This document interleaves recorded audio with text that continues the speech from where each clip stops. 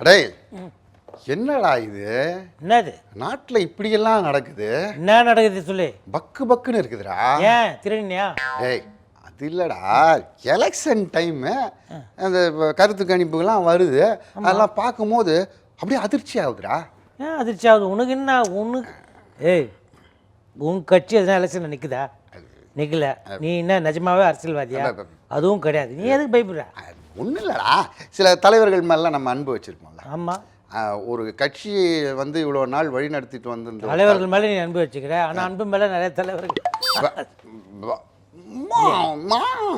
இல்லையா? சரி, ஓகே சொல்லு. அது வந்து நிறைய பேர், நம்ம கேப்டன் ஆகட்டும், புரட்சி கலைஞராச்சே அவர் ஆகட்டும், நம்ம இது விடுதலை சிறுத்தைகள் கருப்பு துண்டுக்காரர் ஆகட்டும், கருப்பு துண்டுக்கார் அவரோட பேச்சுக்கு எல்லாம் நம்ம டாக்டர் ஆகட்டும், எல்லாருமே நம்ம ரசிப்போம் இல்லையா? ஆனால் கருத்து கணிப்பு வரும்போது ரொம்ப வேதனையாக இருக்குடா. இப்போது காட்டுமன்னார் கோயிலில் நம்ம மோதிரம் சின்னத்தில் நிற்கிறார் சிறுத்தைகள். ஆமாம். ஆனால் இந்த கருத்து கணிப்பில் தேர்ட் பிளேஸ் சொல்லிக்கிறாங்க அவருக்கு. ஆமாம், அவர் என்னடா என்னடா என்னடான்ட்டு ஆச்சரியத்தில் இருக்கார். அது கூட பரவாயில்லடா, அந்த கூட்டணிக்கே இடையில பேரெல்லாம் மாற்றினார் நம்ம பச்சைத்தலை பார்க்காரு. ஆமாம், ஐயோ கேப்டன் பேரையே வச்சு கூட்டணி. அப்படி அந்த கூட்டணியை வழி நடத்துகிற முதலமைச்சர் வேட்பாளராக வந்து அறிவிக்கப்பட்ட கேப்டனு, நான் சொல்றது பொசிஷன் அப்படிதான் அங்கேயே காட்டுறாங்க. இது என்னடா இது கருத்து கணிப்பு, இதெல்லாம் கரெக்டாக வருதா இல்லையா? இது கரெக்டாக வருதோ கரெக்டாக வரலையோ அதை பற்றி சொல்கிறதுக்கு நானே ஒன்றும் பெரிய ஆளுங்க கிடையாது. இது கணிப்பு தான். கணிப்புனாலே என்ன, தீர்மானம் இல்லை.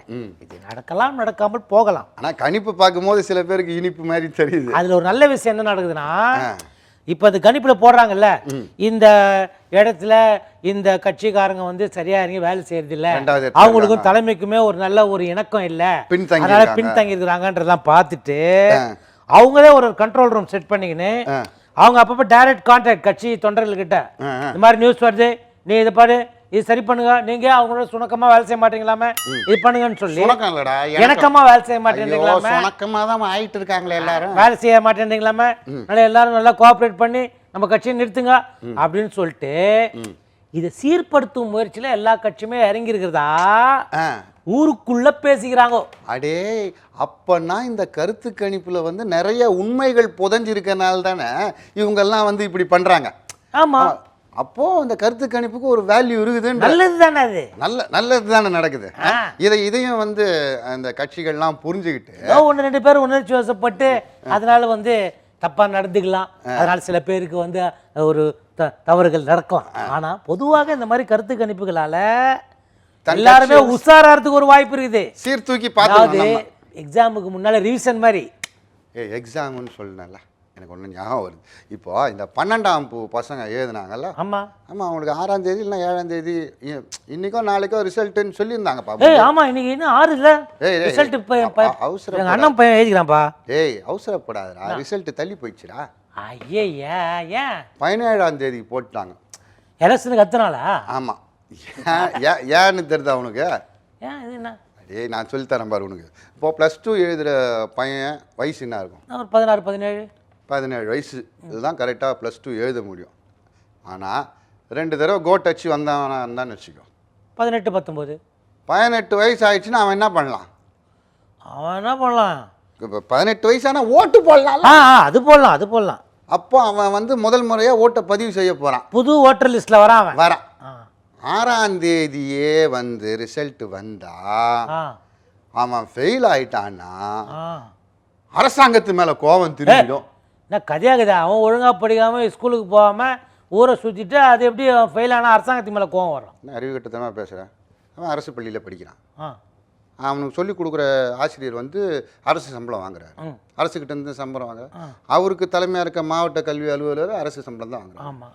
இந்த கல்வி திட்டத்தை போடுறது அரசு தான். ஆக இவனுக்கு நல்லது நடந்தாலும் அரசு தான் காரணம், கெட்டது நடந்தாலும் அரசு தான் காரணம் அப்படின்னு நினச்சிக்கிட்டு என்னையா நீங்கள் வந்து ஃபெயில் பண்ணீங்க, உங்களுக்கு ஓட்டே போட மாட்டேன்னு டபால்னு மாற்று கட்சியில் குத்திடுவானோன்ட்டு பயம் வந்துருச்சான். அதனால தான் எலெக்ஷனுக்கு அடுத்த நாள் வந்து இந்த ரிசல்ட்டை சொல்லலாம் ஆளுங்கட்சியில் முடிவு பண்ணாங்கன்ட்டு நீ சொல்றியா? ஊருக்குள்ள பேசிக்கிறாங்க. ஆனா நீ இவ்வளோ யோசிக்கிற பாரு, பயங்கர சூட்சமா பிரசித்தமா நீ. இல்லைடா, ஏன்னா ஆளுங்கட்சி இவ்வளோ யோசிப்பாங்களா இல்லைன்னு தெரியல. இங்கே இருக்கிற அந்த ஆஃபீஸர்ஸ் இருக்கிறாங்கல்ல, எப்படின்னா நல்ல பேர் வாங்கணும்னு இந்த மாதிரி எதையாவது குண்டக்க மண்டக்க சொல்லி அதை இந்த மாதிரி தள்ளி வச்சுட்டாங்க. அரசு தேர்வுக்கும் அரசு தேர்ந்தெடுக்கிறதுக்கும் எந்த விதமான சம்பந்தம் இல்லைன்னு உனக்கு தெரியுது, எனக்கு தெரியுது. ஆனால் அங்கே இருக்கிற இந்த அதிகாரிகளுக்கு தெரியலையே. இந்த அதிகாரிகள்னால்தான் ஆட்சி மேலேயே வந்து சில எப்பவுமே அப்படிதான். ஒரு ஆட்சி மேலே வெறுப்பு வரதுக்கு காரணமே திறமையாக செயல்படாத அதிகாரிகளால் தானே. நீ சொல்ற ஊருக்குள்ள பேசிக்கிறாங்க. ஓ, ஊருக்குள்ள தான் பேசிக்கிறாங்களா? ஊருக்குள்ள பல பேர் பல விதமாக பேசுகிறாங்கடா. நம்ம கொஞ்ச நாளைக்கு முன்னால் நம்மளெல்லாம் வெறுப்பேற்றிட்டு போனார் ஒருத்தர், மத்திய மந்திரிடா. ஜல்லிக்கட்டு நாளைக்கே கொண்டு வரேன். ஐயோ, நான் கண்ணில் வரல விட்டாட்டினார்ல அவர் எல்லாரையும். அவரை கண்ணில் அப்போன்னு இந்த மாட்டை எப்போ வெளிய விடுவாங்கன்ற மாதிரியே பண்ணிட்டார் அவரு. அவரை எங்க கேப்டன் கண்ணில் வரல விட்டு ஆட்டினார். ஆமா, அதுவும் நம்ம பார்த்தோமே. டீ குத்து அமிச்சாரு. பாவம்டா, எவ்வளோ செலவு பண்ணி ஃப்ளைட்டில் வந்தார். அஜித் வடேகர். என்ன பேர் இது சொல்லு? ஜவடேகர். பிரகாஷ் ஜவடேகர். Wadekar cricket player. எனக்கு அது சரியா நமக்கு ஃபேமஸா இருக்கணும் தானே ஞாபகம் இருக்கனே. அவர் என்ன மத்திய அமைச்சர் அதானே? அப்படியெல்லாம் சொல்ல. சரி சரி சொல்லு சொல்லக்கூடாது. சரி சரி அடிக்கிறவெல்லாம் என்ன தாண்ட அடிக்கிறான். சரி சொல்லு. அவர் என்ன பண்ணியிருக்காரு, பிரச்சாரத்துக்கு வந்திருக்கு. அதுவே காமெடி ஆகுது. பொதுக்கூட்டத்தில் மேடை போட்டிருக்காங்க, முன்னாலெல்லாம் சேர் போட்டிருக்காங்க. அப்படியே வண்டியில் வந்திருக்காரு. அங்கே சுற்றி ஒரு 10-15 கடை இருந்தது. அந்த கடையில் வாங்க வந்தவங்க மட்டும்தான் இருந்திருக்காங்க. ஆமாம், கடைக்கு அந்த கடையில் இருந்து வாங்கணும் அவங்க தான் இருப்பாங்க. முன்னால் பொதுக்கூட்ட மேடைக்கு முன்னால் சேர் போட்டிருக்காங்களா, அங்கே யாருமே இல்லை. சேர் இருக்குதுல்ல, அட்லீஸ்ட் சேர் மட்டும் இருக்கு. அது போதாதா? தூக்கிட்டு போக கூட ஆள் வரலையாம. அது முடிச்ச பிறகு வந்து போவோம். பொதுக்கூட்டத்துக்கே போகாமல் அப்படியே அங்கே நிற்கிற மக்களுக்கெல்லாம் கை காட்டிட்டு நேராக போயிட்டு பயங்கரமாக சத்தம் போட்டிருக்காராம். இல்லையா? ஆனால் ஒரே ஒரு நாய் மட்டும் பின்னால் அந்த சேர் பின்னால் ஓடினே இருந்தா. அது இன்னொரு அமைச்சர். அப்படியே இவருக்கு இல்லையா? அது அவரு அந்த ராசி, அவரு நம்ம ஆந்திரா அந்த ராசி கூட அவரு தான். இவருக்கு யாருமே இல்லை. அதனால கோவப்பட்டு போயிட்டு நான் டிவிலேயே பேசிக்கிறேன்ட்டு டிவியில் சேனல்லாம் கூப்பிட்டு உட்கார வச்சு போட்டு இலைக்கட்சியை தாக்குறாரு. அவருக்கு தெரியாதா டிவி கூட டப்புன்னு ஆஃப் பண்ணிடுவான்ட்டு? அவருக்கு தெரியல. சரி, இருந்தாலும் ஒரு மத்திய அமைச்சரை நம்ம வந்து இது பண்ண கூட நான் வச்சு முழுசா பார்த்தேன்டா. திட்டுன்னு திட்டாடுறா. எதுக்கு? இவங்கெல்லாம் சொல்லிட்டு ஏமாத்துவாங்க. இவங்களால எப்படி வைஃபை வசதி கொடுக்க முடியுமா, இல்லை இதெல்லாம் இலவசம்ன்றாங்களே கொடுக்க முடியுமா, இல்லை சூரிய கட்சி வந்து லோக் ஆயுக்தா கொண்டு வரேன்றாங்களே, லோக் ஆயுக்தா கொண்டு வந்தால் இவங்க 2 பேரும் தான் மாட்டிப்பாங்க. ஏன் இத்தனை நாள் இவங்க 2 பேரோட நம்ம கூட்டணி கிடைக்குமான்னு இருந்த போது இதெல்லாம் தெரியலையாமா? அதெல்லாம் தெரியலையா? இப்படியெல்லாம் பேசி என்ன பாவம் பாரு, அவங்க கட்சியில் 2 பேர் வந்து என்னது வேட்புமனு தாக்கல்ல வந்து இது தள்ளுபடி பண்ணிட்டாங்க. அது எங்க நம்ம சின்ன மருத்துவரை எண்ணர்ல அந்த தொகுதியில், அதாவது எப்பயுமே வேட்புமனு தாக்கல்ல சில தவறுகள் நிகழ்ந்தா தள்ளுபடி. ஒருத்தர் எஜுகேஷனல் குவாலிஃபிகேஷன் அவங்களுக்கு தான் ஒருத்தர் போட்டாங்க. எஜுகேஷன் சொத்து விவரம், சில மனைவி விவரம், அதை தப்பா போட்டு நிறைய பேர் பதவியில் இருக்காங்க. அதெல்லாம் விடு. கல்வி தகுதியை தப்பா போட்டு கல்வி அமைச்சராகவே இருப்பாங்க. ஆமா, அதெல்லாம் நம்மளுக்கு அதை பற்றி பேச. வேட்புமனு தாக்கல் பண்றாங்க, தாக்கல் பண்ணி ஏதாவது தப்பு வந்துட போதோன்னு ஒரு மாற்று வேட்பாளரும் டம்மியா, அதாவது அடுத்த மாற்று வேட்பாளர் பிரதிநிதித்துவம், நம்ம கட்சி பிரதிநிதித்துவம் கொடுக்கும். தெரியாம இருக்கிறேனே, அதுவும் தள்ளுபடியா? அதான்டா 2 வேட்பாளரும் தள்ளுபடி ஆனவுடனே மேலே தாமரை கட்சியில் விளக்கம் கேட்டிருக்காங்க. இவங்களுக்கு ஒன்றும் தெரில, இதில் ஏதோ சதி இருக்குது, யாருக்கோ ஆதரவாக நீங்கள் விலகி இருக்கீங்கன்னு 2 பேரையும் கட்சியை விட்டு நீக்கிட்டாங்களாம். ஆமாம், பின்ன ஆடு தள்ளுபடியோட மோசமாகுது, ஆடி தள்ளுபடியோட பயங்கரமாக தள்ளுபடி பண்ணிட்டு இருக்காங்க. இப்போ அந்த நீக்கத்தை பார்த்துட்டு மற்றவங்கெல்லாம், நம்ம நாட்டாம நடிகர் அவர் மனுவை தள்ளுபடி பண்ணுங்க, அப்புறம் முன்னாள் மேயர் சூரிய கட்சியில் அவர் மனுவை தள்ளுபடி பண்ணுங்கன்னு இப்போ தள்ளுபடிக்கு இந்த துணி கடையிலாம் அலையிற மாதிரி அரசியல்லையும் அலையிறாங்கன்னு நீ சொல்றியா? ஊருக்குள்ள பேசிக்கிறாங்க. புதுச்சேரியில் 144 போட்டிருக்காங்கடா. அங்கே சரக்கு தானே போடுவாங்க யூஸ்வலா.